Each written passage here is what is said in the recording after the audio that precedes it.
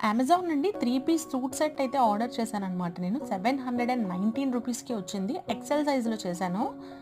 Hot pink colour అనమాట. 3 piece set. Dupatta అయితే చాలా చాలా బాగుంది. చూడండి ఇదంతా బెనారసీ దుపట్టా టైప్‌లో వచ్చిందనమాట.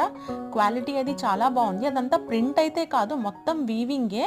లెంత్ వచ్చేసి 2.5 మీటర్స్ పైన ఉంటుంది డెఫినెట్‌గా.